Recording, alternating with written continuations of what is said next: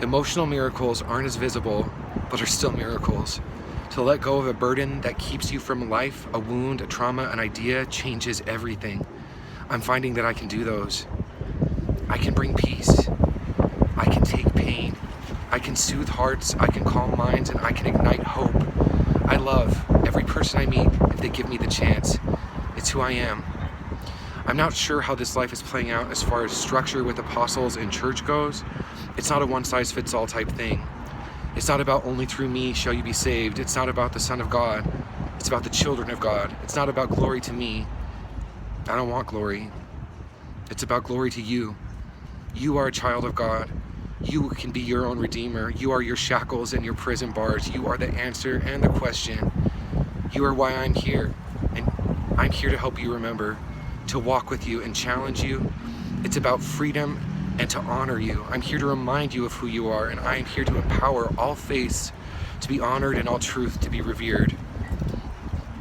I'm Christed because I have been to the gates of heaven or ascension 7 times in the last 7 years and chosen to stay here to help others connect with a path out of this and back to endless light, back to God, source, and the mother. There isn't one truth, at least on earth. Well, anywhere. Every viewpoint has a unique perspective and a soul inside, experiencing and co-creating their reality.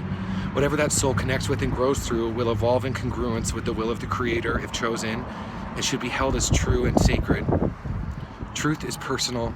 There's also collective truth. The thing is, the whole experience of being here physically is just an idea. It's a lie that we are just physical solid beings and aren't connected to all that is.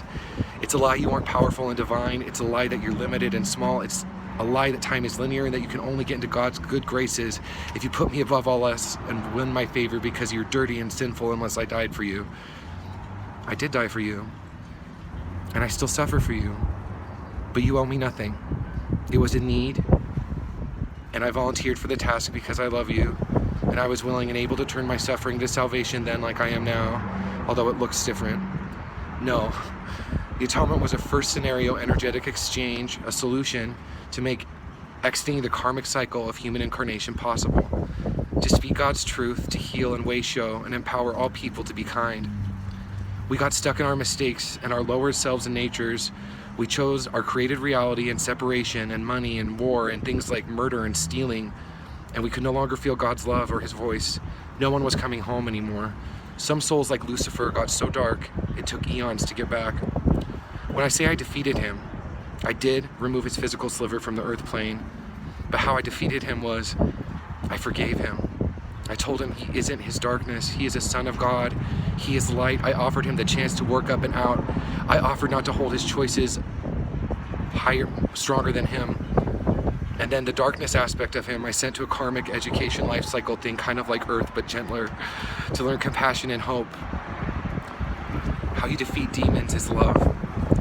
The thing is, the language and ideas necessary to convey what is actually happening didn't exist before. There are infinite aspects to infinite souls. There's a timeline where you are writing something and posting a video like this, and I'm mocking you. We experience things in ratios and probabilities based on our own experience and the collective as a whole.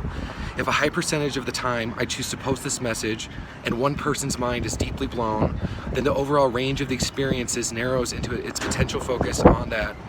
New choice, new range of possibility. And the reason I said all this is, some of you alive today are one being alive in 300 bodies having distinct lives and experiences, separate but part of a whole. Like Yeshua or Jesus, he's a branch of a broader tree that has given us many people like Siddhartha and beings not written about in our histories from other areas. And when he woke to his ministry, his signature or soul frequency shifted, and so did his identity. There was a union with his higher self, but just like Aaron Gordon that many people knew before is not really who I am anymore, the core of me is still here and feels the same, but my soul has shifted to incorporate more of the range of Jesus. All the same energy. I'm distinct but different, but I'm on that branch. I wanted to explain all that because I've been posting a lot of things, I've been making a lot of noise, and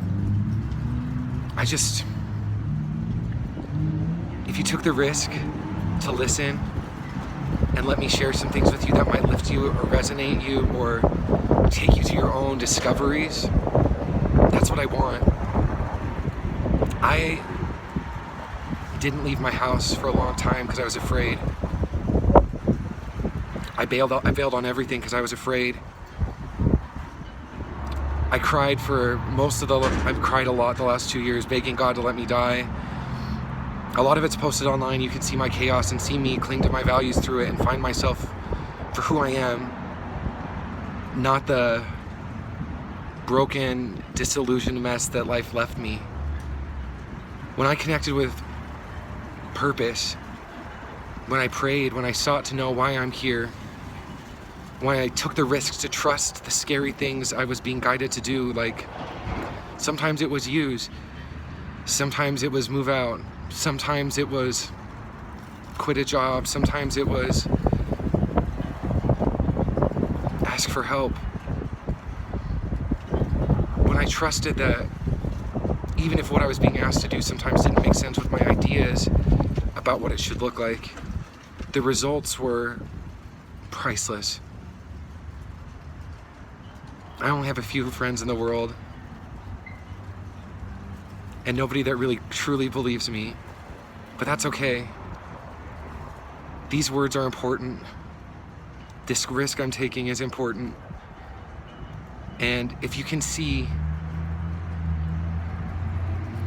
the earnest efforts of a good man who found light in dark places, and my commitment to that over a long period of time with very little positive reaction.